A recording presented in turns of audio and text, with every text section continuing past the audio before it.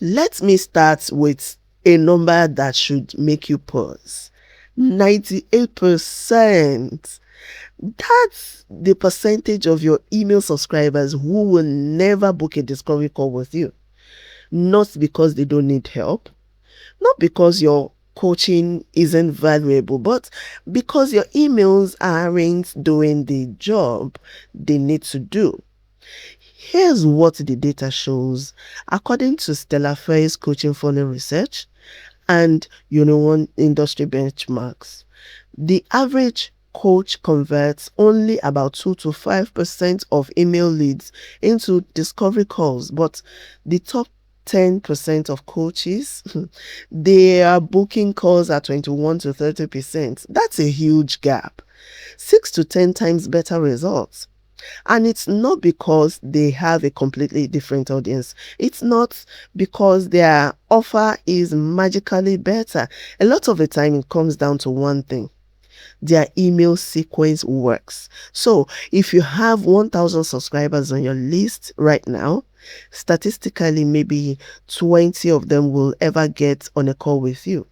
The other 980, they'll scroll past, they'll ignore your emails, they'll unsubscribe, or they'll stay stuck quietly dealing with the same problem. And a lot of coaches look at that and think, well, maybe my audience just isn't serious, maybe they're not ready, maybe they're just browsing. Usually that's not the issue. Most of the time the problem isn't your audience, it's your email funnel. So in this video, I want to show you exactly where that funnel is leaking and what to do about it. Most coaches don't just have one leak in their email funnel. They usually have 3. And if you only fix one of them, you're still leaving a lot of money and a lot of potential clients on the table. So let's walk through them one by one. First leak, your subject lines. According to Klaviyo's 2024 benchmark reports, the average open rate for health and wellness emails is 37.82%. Top performers are getting 54.81%. That's a 17-point difference. In practical terms, that means for every 100 emails you send, 17 more people could be opening them, but they are not. Those emails are just sitting in the inbox unread. And usually it comes down to this: the subject line sounds generic. Look at the difference here. Wellness tips for gut health coach.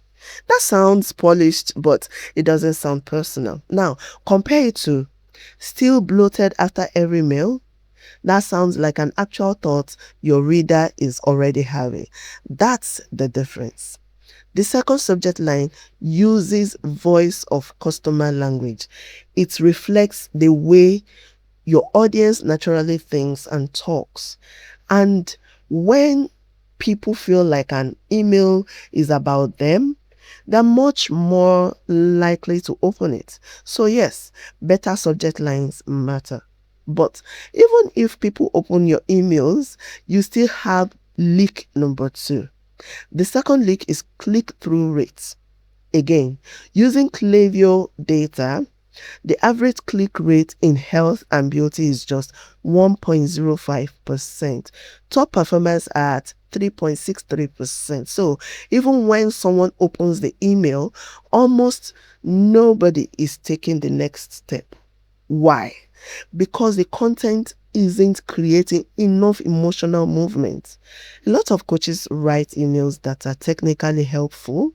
They teach, they share tips, they talk about food swaps, gut healing, the microbiome, and that kind of content can build authority. But authority alone doesn't create action. What creates action is emotional relevance. It's story, it's specificity, it's recognition. It's when your reader sees themselves in what you're saying and thinks, okay, this person actually gets it. For example, I know you've tried low FODMAP, probiotics, and elimination diets, and none of it gave you lasting results. I know, because that used to be me too. That lands differently because now it's not just information, it's connection. And connection is what gets people to click. But let's say your emails are getting opened and people are clicking. You can still lose them at the last stage. That's leak number 3. This is the most painful leak of all. Someone opens the email, they click the link, they land on your booking page, and then they don't book. Industry data shows that coaching email leads often converts to discovery calls at just 2 to 5% after clicking. So, even after someone raises their hand and shows interest, 95 to 98% still don't follow through. Why? Because the ask came too soon. You haven't fully addressed their doubts yet. You haven't shown them why your approach is different.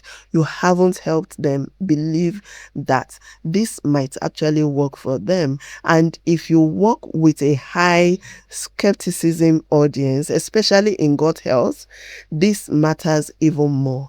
Only 20% of people with gut issues say they are very satisfied with their current treatment.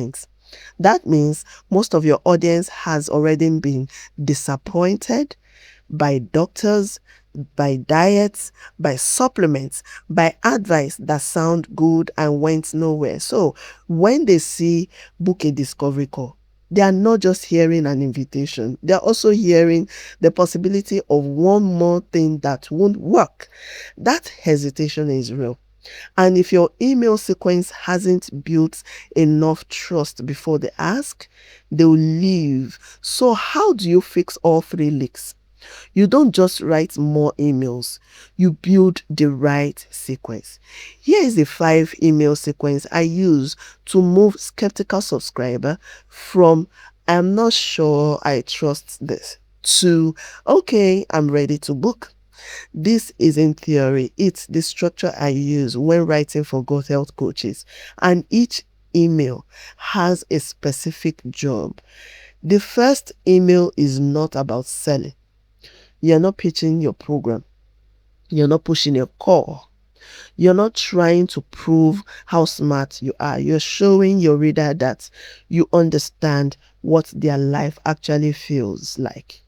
According to the AGA and Harris Poll, 76% of people with IBS say symptom management is somewhat or very challenging. So the first email says, in essence, I know what you've tried. I know why you're frustrated. And no, this isn't your fault. In my spec project for my Torres, that first email names the reader's field attempts very directly: the elimination diet, the probiotics, the appointment that went nowhere, the doctor saying it's probably just stress. That kind of language matters because it sounds like their real life, not generic wellness copy. The goal of this email is simple: relief.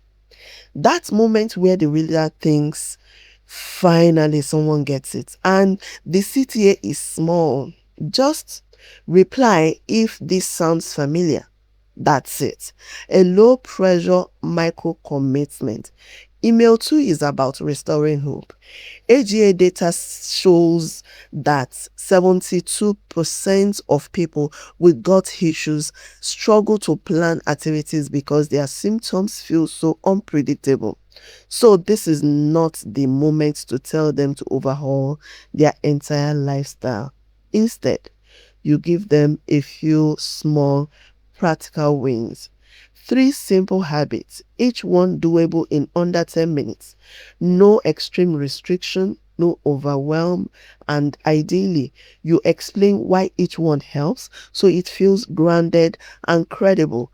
The emotional goal here is not motivation, it's possibility. You want them to feel, okay, maybe I can do this, and the CTA stays gentle. Try one today. You don't need to do all 3.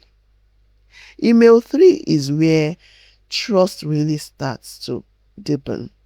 This is where you tell a client story, not an over-the-top miracle story, not something that feels too polished, a believable one.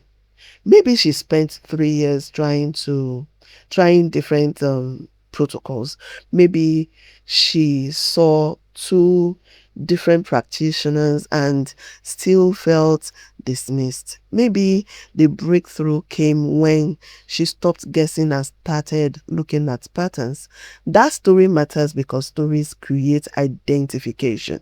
When you use voice of customer language inside the story, the foods that trigger symptoms, the embarrassment, the frustration, the relief, the reader starts to see themselves in it. And when that happens, they start thinking, if it worked for her, maybe it could work for me too. That's what good story driven email does. It makes trust feel personal. Email 4 is where you address the resistance directly, because by this point your reader is interested but they still have doubts. They are wondering, how is this different? What if I spend more money and get nowhere again? What if I can't stick with it? What if this is just another version of something I've already tried? So instead of avoiding those questions, you name them. You might say, I know you have tried low FODMAP. I know you've tried probiotics. I know someone probably told you to eat more fiber and it's made things worse. This works differently because we don't start by guessing. We start by mapping your patterns. That kind of language lowers resistance because it shows you understand their skepticism. You can also address the cost of conversion here, not in a pushy way, just honestly. You can ask them to compare what they've already spent on failed solutions with the cost of solving the problem in a more structured way. This email isn't about pressure, it's about removing friction. And then finally, you make the invitation.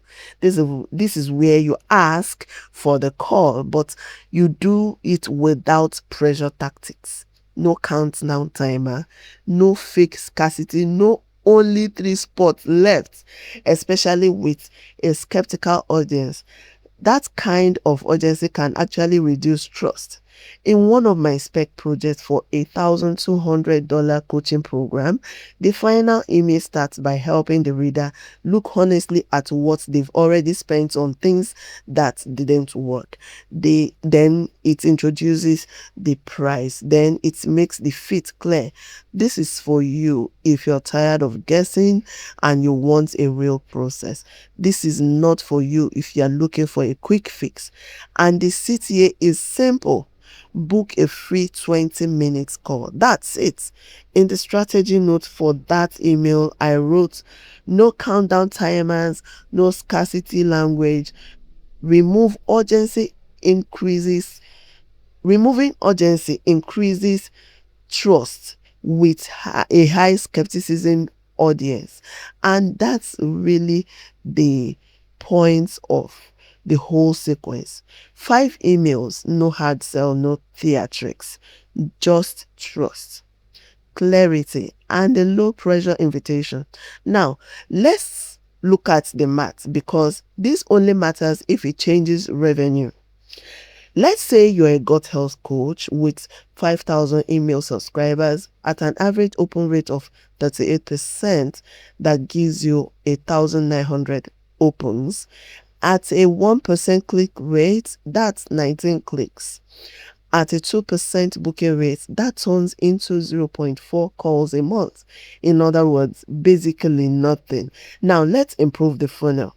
Say you raise opens to 50% with stronger voice of customer subject lines. That gives you 2,500 opens. Say your click rate goes to 3% with more emotional relevant story driven emails. Now you have 75 clicks. And say your booking rate rises to 15% with a proper 5 email nurture sequence. That gives you 11 calls a month. And if you close 30% of those calls into a $3,000 program, that's about 3.3 clients, roughly $10,000 a month from your email sequence. No extra ad spend, no chasing more traffic, no posting non-stop on social media. That's around $120,000 a year just from improving the way your emails convert. And if your number move closer to top performer territory, the upside gets even bigger. So why work with me on this? There are two reasons. First, I don't write from templates. I write from voice of customer research before I write a single email. I study the exact language audience uses to talk about their pain, their frustration, their fears, and what they want instead. That means the copy sounds specific, not generic. It sounds like it was written for your audience because it was. Second, when you work with me, you are not just getting copy, you're getting strategy. Every email comes with a strategy note that explains what the email is doing and why. It covers the emotional target, the reader's mindset, the reason behind the structure, and the logic behind the CTA. So you are not just receiving words on a page, you're getting a documented framework you can actually use. You can hand it to a VA, you can use it to brief future copy, you can use it to evaluate performance. That's what I deliver, not just email copy, a clear psychological strategy behind the copy. If you want to see how I do this, I've included full samples in my portfolio. You'll find a complete 6 email welcome and nurture sequence, a shame remover email, a re-engagement email, a promotional email, and a subject line bank with 25 examples, each one with a short rationale. And every sample includes the strategy notes, so you can see exactly how I think. Go take a look, and if you want an email sequence that does more than get opens, if you want one that actually helps book discovery calls, send me a message. Your audience isn't broken, your emails just need to work better. Let's fix that. I'm Vivian.